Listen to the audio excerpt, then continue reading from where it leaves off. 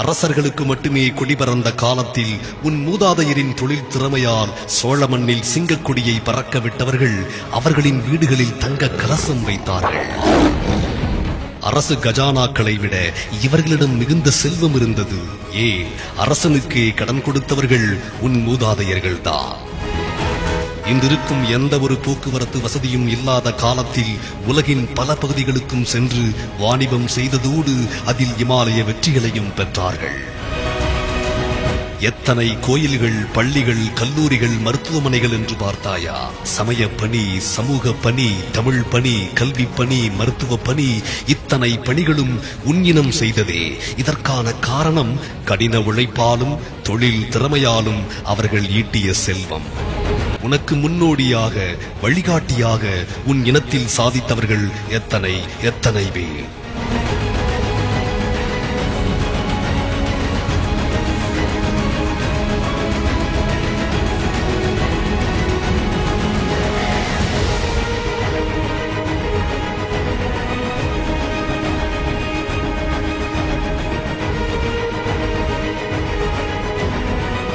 எவ்வளவோ சோதனைகள் வந்தாலும் அத்தனையும் படிக்கற்களாக மாற்றி தங்களின் தொழில் திறமையை விட்டுக் கொடுக்காதபடி அவர்களின் குறிக்கோளிலேயே நின்றவர்களும் உன் மூதாதையர்கள்தான்.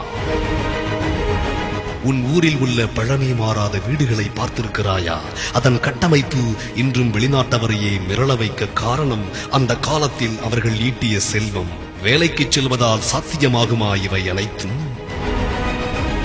உனக்காக இத்தனையும் செய்த உன் மூதாதையர் உனக்கு விட்டுச் சென்ற கடமையும் இதுதான். தொழில் செய், உன் சொந்த காலில் நில். தொழில் செய்வது, சொந்த தொழில் தொடங்குவதெல்லாம் இன்றிருக்கும் சூழலில் மிகுந்த கவனத்துடன் செய்ய வேண்டிய ஒன்றுதான். இருப்பினும் இத்தனை சிறப்பம்சங்களை பெற்ற நீ செய்யவில்லை என்றால் வேறு யார் செய்வார் என்று எண்ணி பார்த்தாயா? பிடித்த துறையை தேர்ந்தெடுத்து அதில் உன் மேலான திறமையையும் அனுபவத்தையும் வளர்த்துக்கொள். பின் துணிச்சலுடன் இறங்கி சாதிக்கத் தொடங்கு. இதோ உன் மூதாதையரின் ஆசீர்வாதமும் உனக்குள்ளிருக்கும் அவர்களின் உயரிய மரபணுவும் உன்னை வெற்றியின் பாதையில் வழிநடத்தும். இதற்கு பின் முடிவுகள் உன்னிடமே.